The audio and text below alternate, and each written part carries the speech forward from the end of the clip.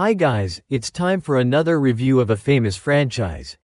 And it turns out to be yet another franchise ruined by the woke movement. I'm referring to Terminator Dark Fate, the latest installment of this beloved property. Let's check it out.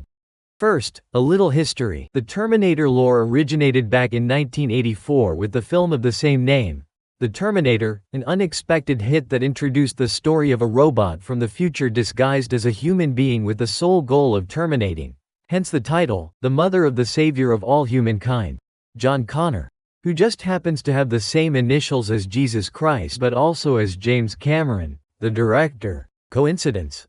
Well, coincidence or not, it's still a very fresh, edgy, and original story for the time that still resonates with audiences even nowadays, especially with all the concerns about AI and its perils.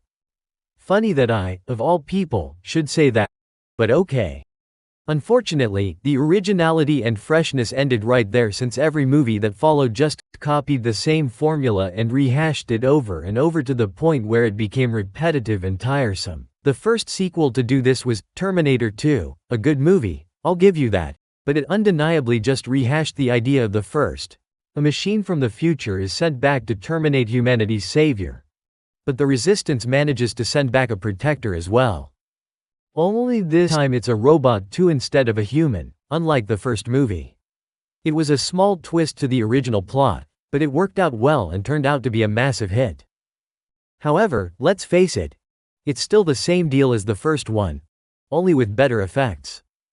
So, the first sequel was a huge hit despite rehashing the same idea. It worked, so okay, no complaints there. But why push your luck and do it again and again and again? The first time you do it, it's fine. But how many times can you rehash the same plot? Especially after taking so long to release another sequel after that. Terminator 3 came out over 10 years later. You would think they could come up with something better than that in all that time. But they didn't. They recycled the same old plot like T2 did. Only this time, it didn't work, and the film fell flat and flopped, disappointing its fans. The studio seemed to learn from their mistake, so for the fourth movie, they decided to do something totally different and take the story in the only logical direction possible, which was the war after Judgment Day. I commend them for that. However, the execution was very poor, and the result was a very bland and forgettable film. I think it was safe to say the franchise was terminated at that point. There was nothing else to tell. Cameron said it himself when he finished E2. So anything beyond that point was irrelevant. Regardless, Hollywood was not done yet with Terminator, and they wanted to milk that cow dry, to squeeze out every last drop until the end of time. So what did they do? They released yet another sequel, Terminator Genesis, or however it's pronounced. Only this time, it goes back to recycling the same old ideas of the first three movies, just adding a very convoluted twist to make it pass as an original story. But it ends up being a total mess instead. To be fair, I understand what they were trying to do there. They did want to do something different. But it just didn't work.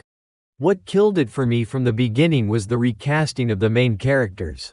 I mean, they had Arnold in it despite being so old because they know he is a symbol of the franchise and that without him, it can't be called Terminator. But I believe that Arnold is not the only actor that made that movie great. It was all of its main cast, especially Linda Hamilton and Michael Biehn. They are as irreplaceable as Arnold, so if you recast them, it just won't work, and this movie is proof of that.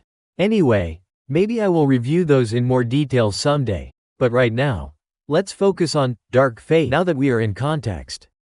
After all the failures previously mentioned, fans were still awaiting a definitive movie that could live up to the success of the first two movies. They believed that only Cameron could do it. Despite that, as I have already mentioned, Cameron was long done with the Terminator. But the studios decided to listen to the fans for once and approached Cameron to get at least his endorsement, which they did. I don't know how, but I guess some green stuff was involved. So now, with the promise of Cameron's involvement, a new sequel was announced.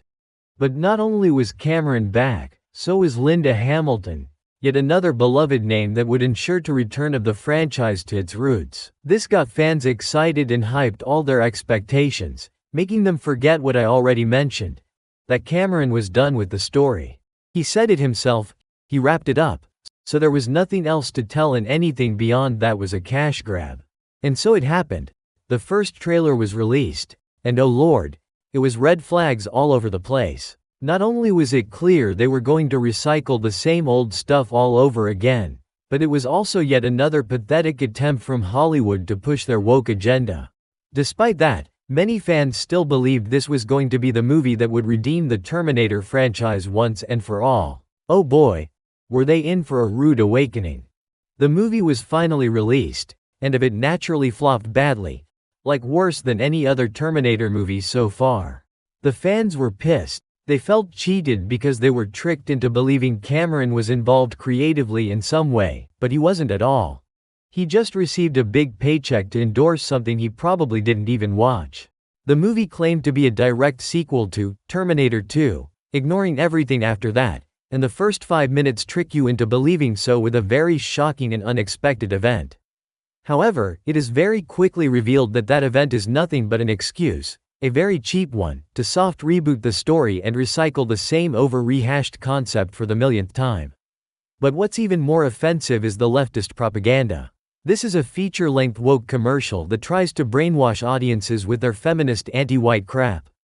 I can summarize it like this. Having a man as the leader of the world is bad, so have a woman instead, but not white because that's bad too, so make her a dark-skinned woman. Also, the main hero has to be a woman too and has to be a lesbian and a man-hater but make her look like a man for some reason. Give me a break. I mean, geez, even one of her lines clearly shows her hate towards men.